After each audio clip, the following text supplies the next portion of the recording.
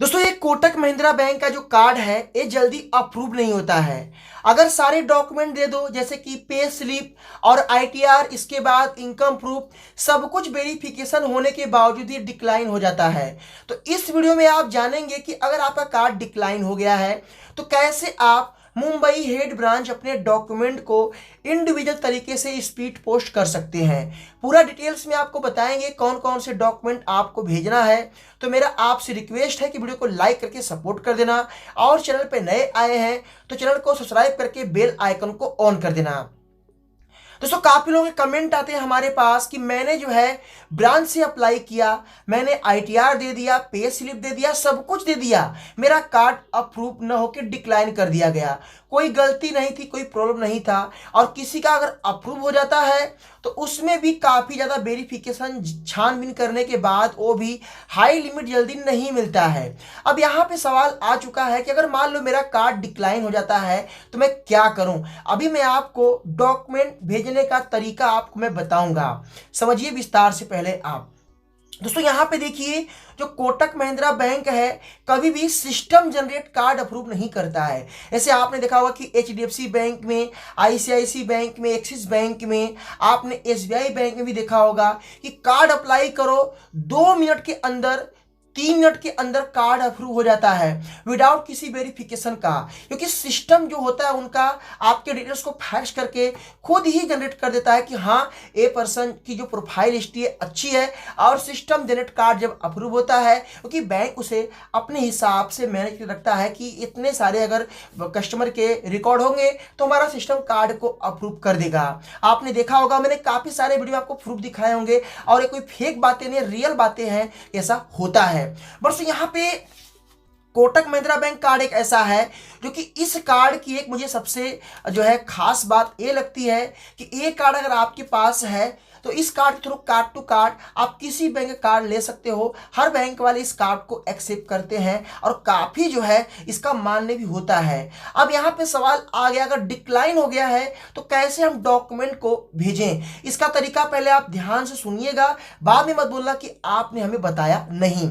अगर आप salary person हैं, आप जॉब करते हैं, तो आपके पास जो है, जैसे कि आपने जब कार्ड अप्लाई किया था बैंक से या ऑनलाइन, तो आपने जो भी डॉक्यूमेंट ऑनलाइन दिया था सेम डॉक्यूमेंट, जैसे कि पैन कार्ड हो गया, आधार कार्ड हो गया, इनकम प्रूफ में आपको बैंक स्टेटमेंट, इसके बाद जो है आपका सिविल का पीडीएफ फाइल जरूर होना चाहिए। ये मैं आपको खुद से अपना बता रहा हूँ ट्रिक, क्योंकि मेरे भी कार्ड जब मेरा डिक्लाइन हुआ था कुछ साल पहले तो मैंने भी ऐसे ही करवाया था। तो आपका पैन कार्ड, आधार कार्ड, इसके बाद सिविल स्कोर का पीडीएफ फाइल, और आपकी 2 फोटो, और साथ में आप एक लेटर लिख देना, उसमें आप हिंदी इंग्लिश जो भी आपको आता है उसमें टाइप कर देना कि जो है मैं hi dear team Kotak Mahindra bank, जैसे कि मैं जो है Kotak Mahindra bank card apply किया था, मेरा कार्ड डिक्लाइन हो गया, बट मेरे को बैंक ने कोई भी इंफॉर्मेशन नहीं दिया क्यों डिक्लाइन हुआ।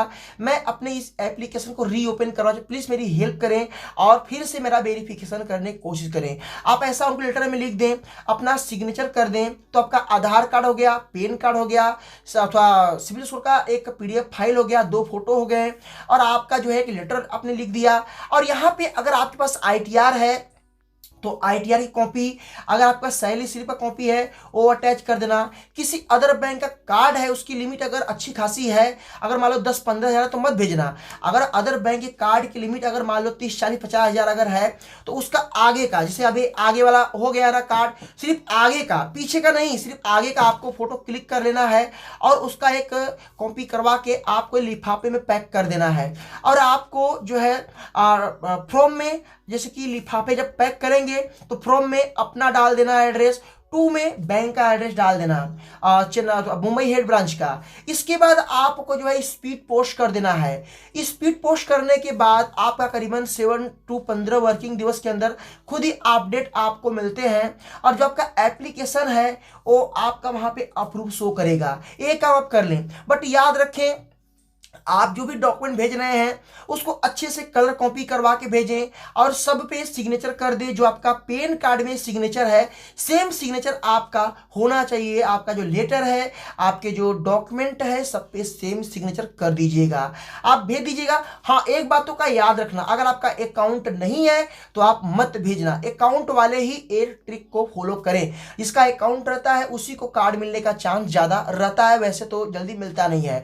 अगर आप सेल्फ एम्प्लॉयड हैं तो इसके लिए सेम प्रोसेस, आपको पैन कार्ड, आधार कार्ड, इसके बाद इसके संग आपको सैलरी स्लिप नहीं देना है। सेल्फ एम्प्लॉयड में आपको आईटीआर देना है, क्योंकि आप बिजनेस करते हैं, आप सेल्फ में आते हैं तो आपको आईटीआर देना जरूरी है।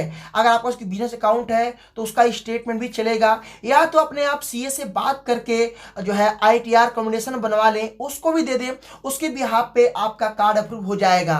तो इस तरीके से कोटक महिंद्रा बैंक का केस को रीओपन करवा सकते हैं।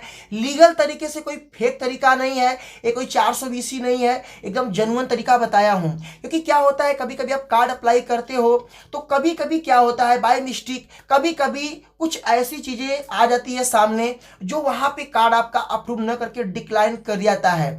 जब आप इंडिविजुअल तरीके से डॉक्यूमेंट भेजते हैं, उसको अच्छे से जांच होता है, आपका केस को रीओपन किया जाता है। तो ये ट्रिक आप जरूर अपनाएं, इसमें कोई बुराई नहीं है। बट याद रखना, जो तरीका मैं बताया हूं वही तरीका अपनाना, और कोई तरीका मत अपनाना। और एक बात आपको लास्ट में और बताऊंगा कि आप ये सब करके देख रहे हैं, भेज रहे हैं, आपका कार्ड 100% अप्रूव होगा, इसकी गारंटी मैं नहीं दूंगा। बट इतना है कि आपका 100 से 110-15 रुपये लग सकते हैं जेरॉक्स करवाने में, भेजने में, सब कुछ करने में। तो भैया इतना आप जो है अपना खेल सकते हैं गेम। बाकी तो ये नहीं बोलूंगा और बैंकों की तरह कि भेज दो, एचडीएफसी बैंक का, आईसीआईसी बैंक का, एक्सिस बैंक का हो जाएगा। इसमें जो है बैंक बहुत हार्ड वर्की जो है वेरिफिकेशन करता है। तो ये है कोटक महिंद्रा बैंक के रूल्स और नियम, बाकी आप लोग तो जानते हैं। तो आपको ये वीडियो कैसा लगा लाइक करना, दोस्तों में शेयर कर देना, मन में कोई भी सवाल है तो कमेंट कर देना। फिर मिलते हैं नए वीडियो के साथ, तब तक के लिए जय हिंद, वंदे मातरम।